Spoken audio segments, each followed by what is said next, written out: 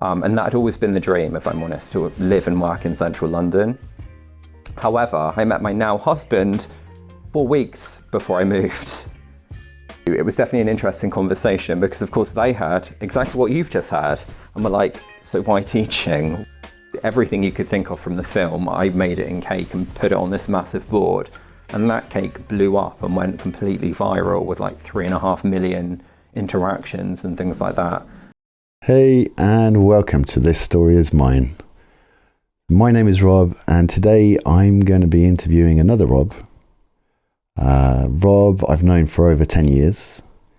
He's been on quite a long journey of a variety of different paths.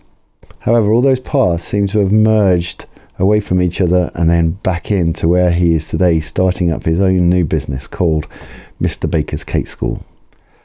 It's an interesting story that I hope you enjoy. So sit back, relax, and watch the video. My name's Rob, and this story is mine.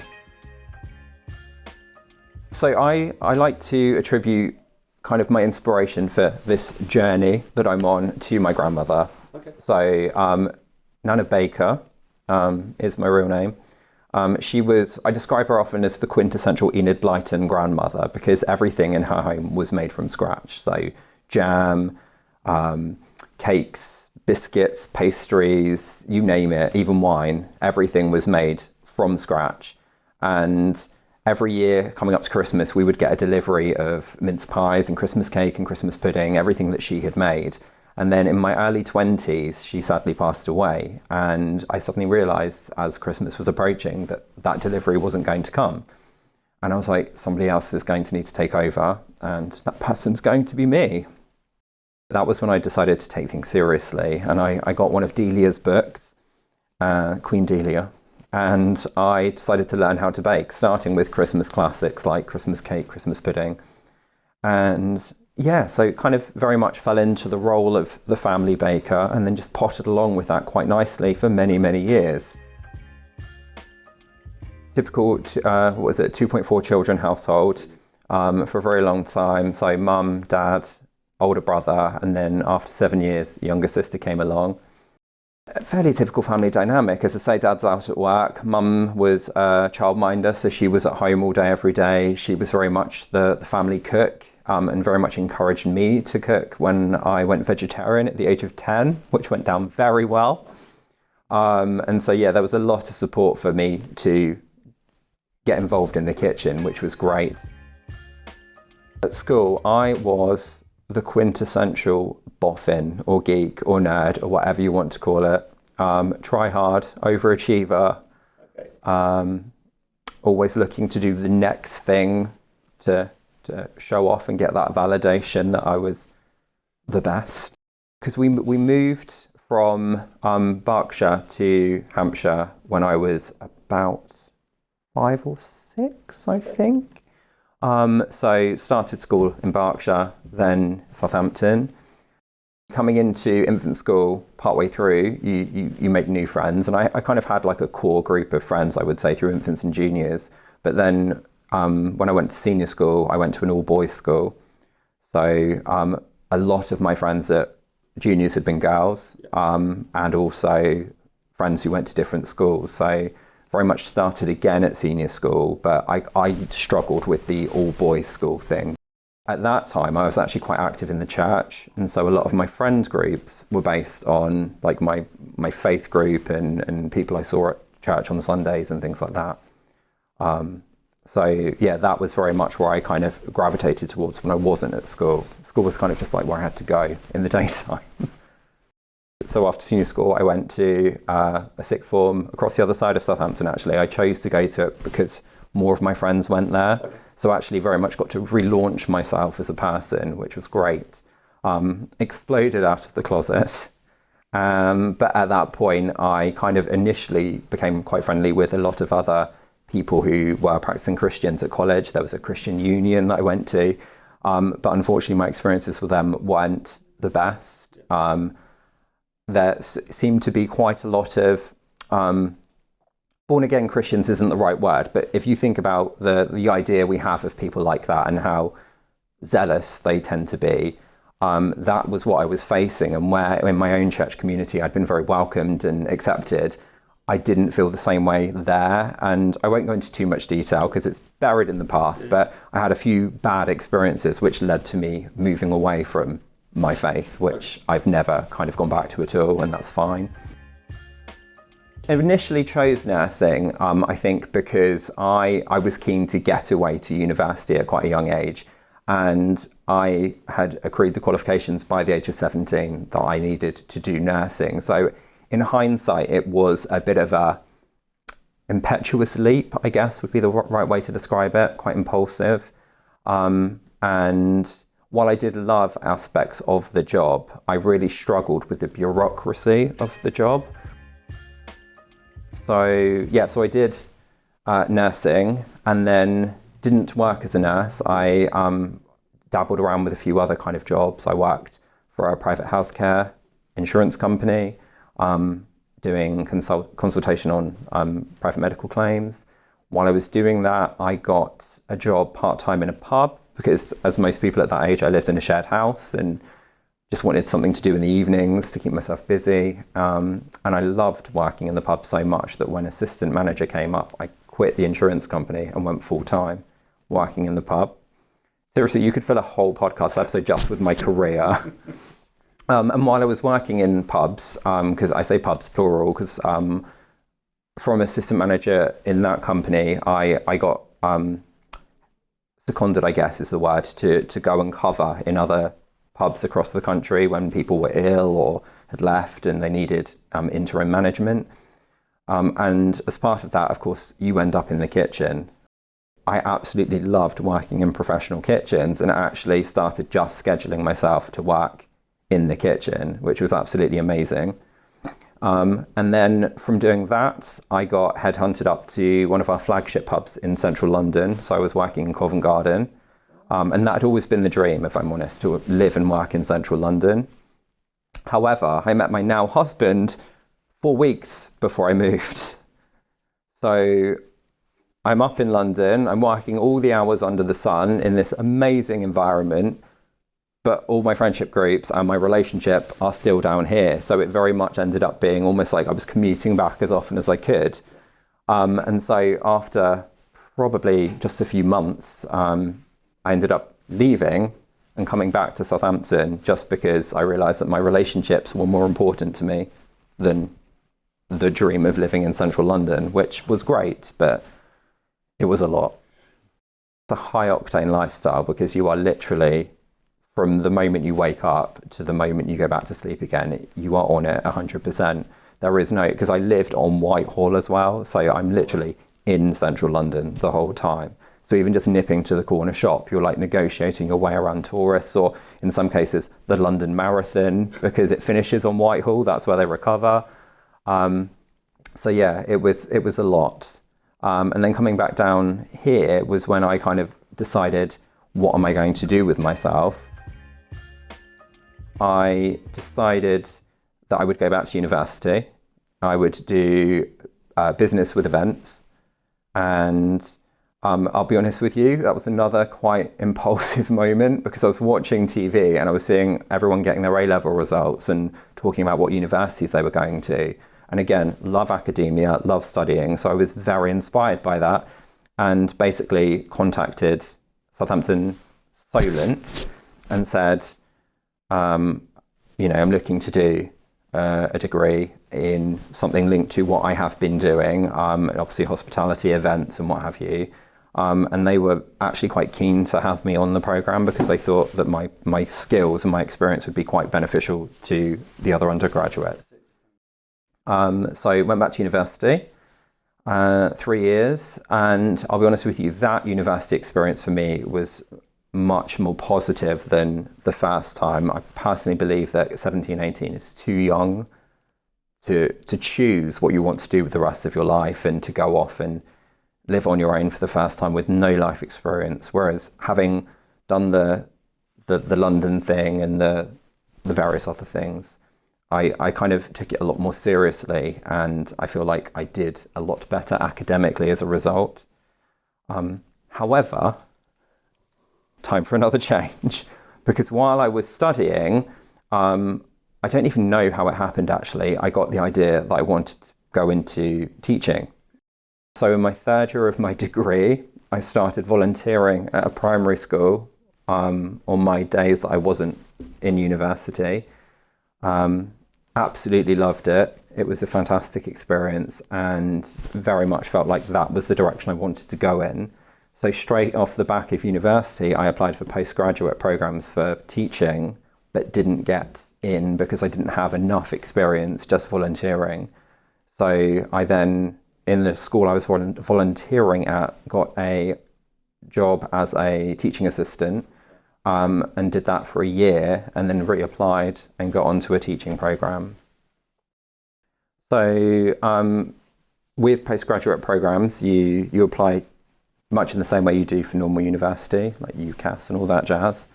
And then at interview, it was definitely an interesting conversation because, of course, they heard exactly what you've just heard and were like, so why teaching?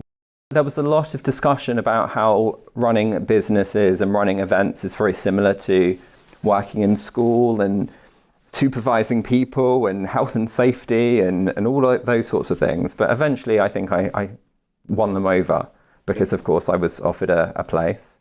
And then that was a year-long course with 2 placements. And in fact, it was while I was doing that, I think, that I really started to get serious about the baking. As I say, it's all kind of like there's a lot going on at the same time here. But obviously early 20s was when my grandmother passed away. So I do think it was kind of around that time. I'd moved in with my now husband. I was at university again. And so to kind of give myself some downtime, I started baking a lot, actually, thinking about it. And then obviously after teacher training, I got my first job as a teacher, which I then proceeded to do for another, I have no idea how long. I always say I've been in education for about 15 years, but if you include the volunteering and the TA year and the teacher training year, so probably about 12 years in the classroom. Is that long? Mm-hmm. Yeah, I'm 39. So I started working at a school here in Fareham, which is called Harrison Primary School, and they are literally the next road over there. And I started off working in Key Stage 2, which is the upper part of a primary school, so years 3, 4, 5, and 6. And I did 5 years, I think, in Key Stage 2. But I was very keen to get into Key Stage 1. I liked working with younger children. On my placements, when I'd been teacher training, I'd done a long placement in Key Stage 1 and had loved it. But I think there was a bit of a mindset with some at the school that my experience, my subject knowledge, because again, geek, would have been wasted on the young ones, which is a separate conversation that isn't relevant today. But I didn't see it that way. So actually decided to leave there and go to another school where they had offered me Key Stage 1, and in fact went in as head of Key Stage 1. Very different school, quite a deprived area and a tricky catchment, but actually some of the most incredible children to work with, because you almost feel like they appreciate more what they're getting. I don't want to phrase that in a way that sounds demeaning to them, but it's almost like I felt a bit more valued by the community in that school. How I say by the community.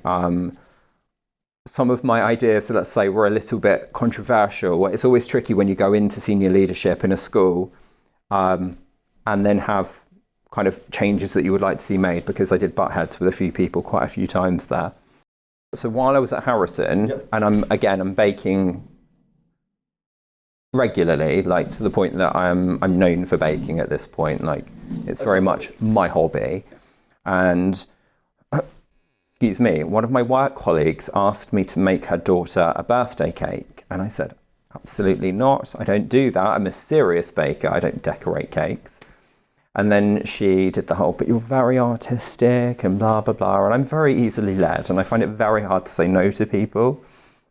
So I made her this cake, and I bit carried away, shall we say. So it was a carved mountain with the frozen castle, which I sculpted out of edible modelling chocolate, which I made myself, and then I airbrushed it, and I spent so much money on equipment, and I made this cake, which, looking back on it, is horrific, but for a first decorated cake is insanity, if I'm honest.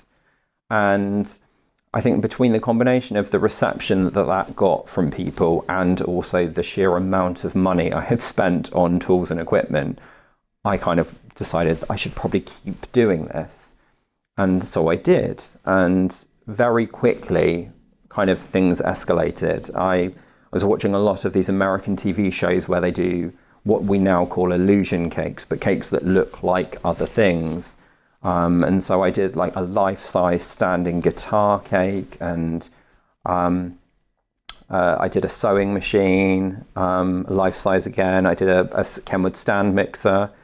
And it was actually, we were talking about Matt and Claire earlier, it was Matt's birthday. I made him a Harry Potter cake, which had the Sorting Hat and various books, the Monster Book of Monsters, and basically everything you could think of from the film. I made it in cake and put it on this massive board.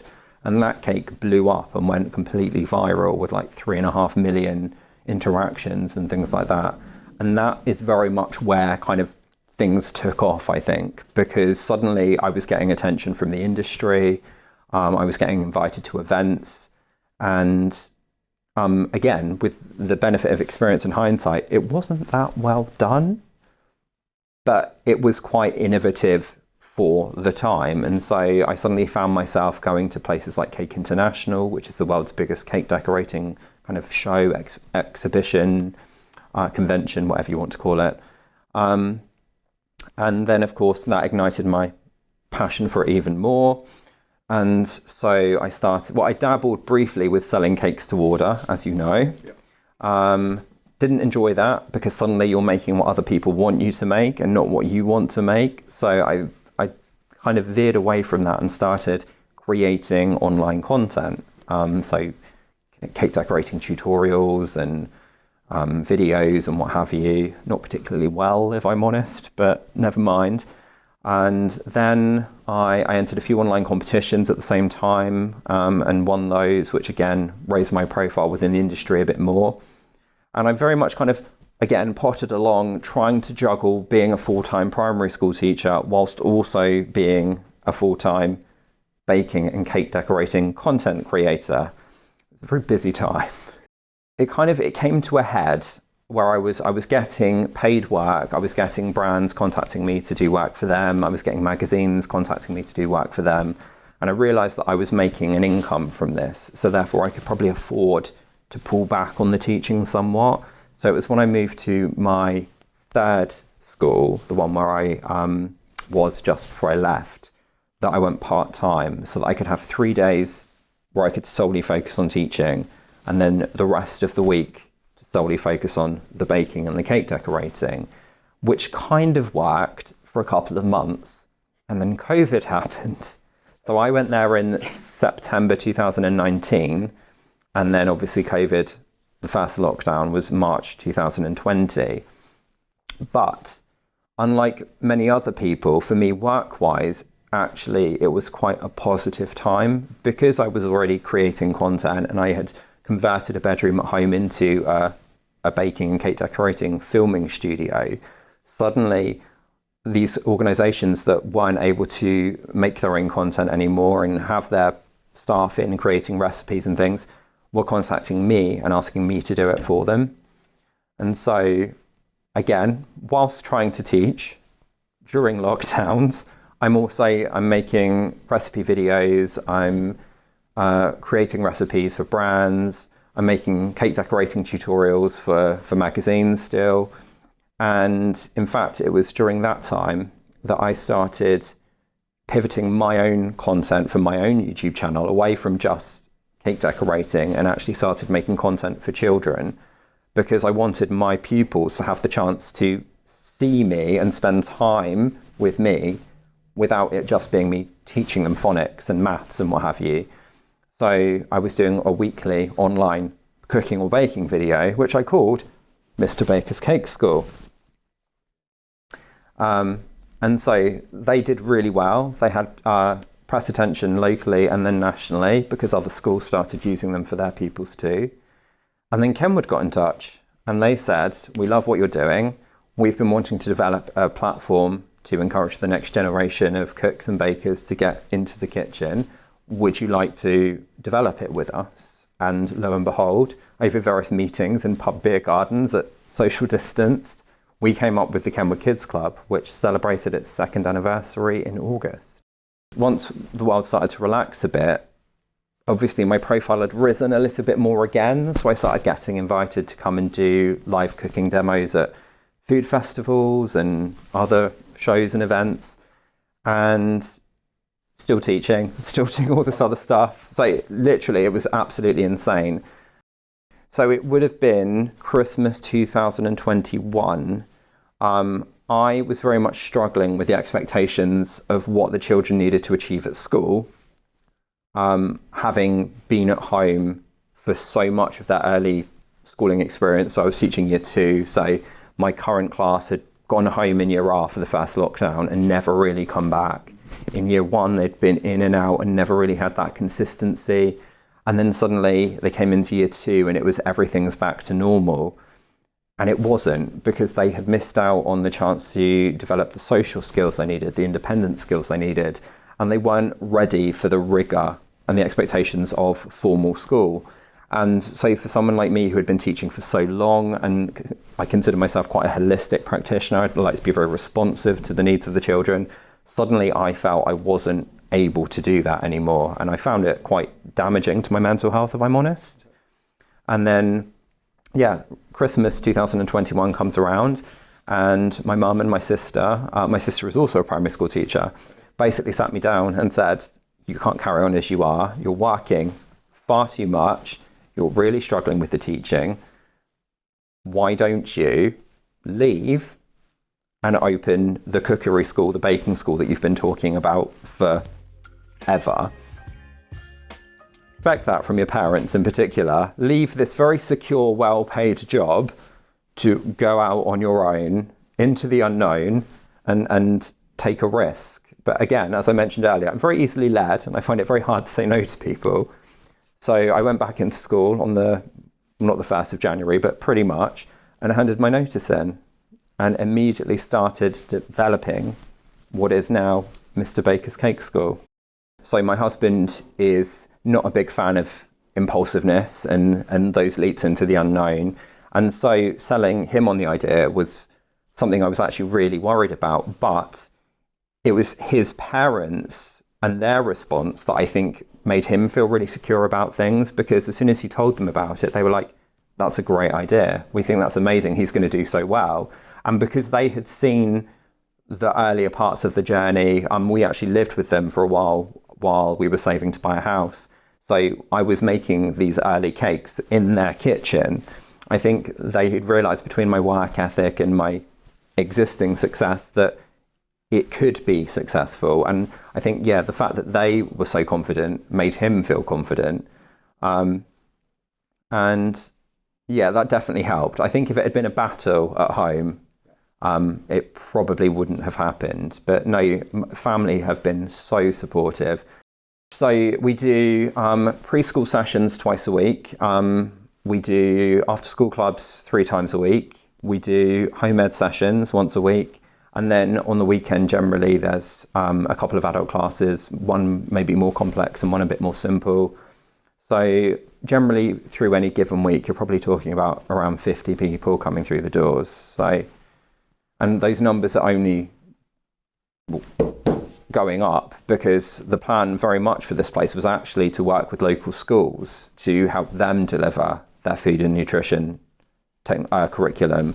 So that has started, but obviously as more and more people get involved with that, hopefully that's really what's going to be the thing that makes this place thrive. Because having been a primary school teacher and realizing that there is no infrastructure, there's no budget, there's nothing for food and food technology in schools, that was what kind of made me think that this place was needed, because it's somewhere that once they've taught the children the knowledge, they can come in here, and this is where they do the practical bit. They do the skills. They get to actually make something, cook it, see it cook, take it out, taste it, talk about it, all within an immersive environment purposely built for that. So we've had, I worked it out the other day, I think about 250 school pupils come through since we opened. That's amazing. And those are probably my absolute favourite sessions, because again, there's almost a sense of awe and wonder with the school pupils that you don't have so much with the kids that are coming every single week, because they get a bit blasé about it. Obviously, I go to baking school, it's fine. Yeah. Whereas the kids that come for that one-off session with their school, it's, just the kind of, you see their expressions and you see the joy in what they're doing, and it makes everything worth it.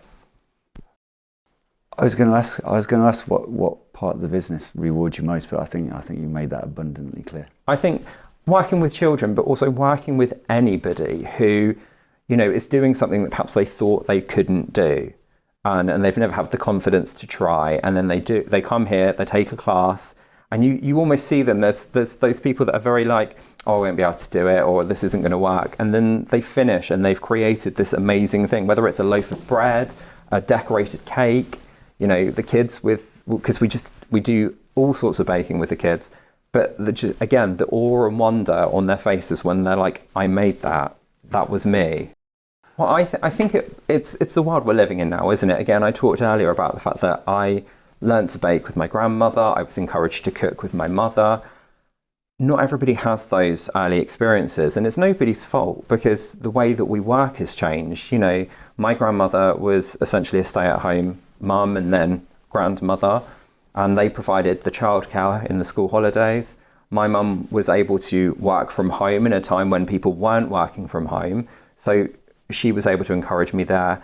And other people whose parents both work and they don't have the time to spend teaching the children those things, or don't have the skills because they didn't have that experience earlier on, that's what I like that I can provide. I can step in, and I joke sometimes in my live cooking demos that I can be the nana of the nation because I can be that person who exposes them to these things and hopefully ignites that passion that they then take home and carry on with. I am a brand partner of Kenwood, as in the people that make these beautiful mixers, which, for the record, my grandmother had one of these when I was yay high. So for me, it's always been Kenwood. They were the mixer brand. So the fact that I now work with them still blows my mind. What would your nan say if she knew? I have no idea. I genuinely don't. The fact that my dad, I think, and no disrespect to my dad, but I don't think my dad ever took any of my kind of like baking stuff seriously until I signed with Kenwood. Because again, he had that mindset of, that's Kenwood. Yeah. So the fact that I now worked with them, I think he was suddenly like, oh, this is serious.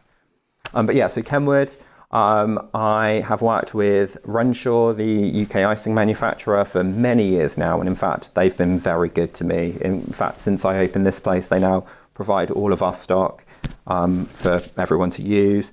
And then their sister company, Rainbow Dust, which is a food colouring company.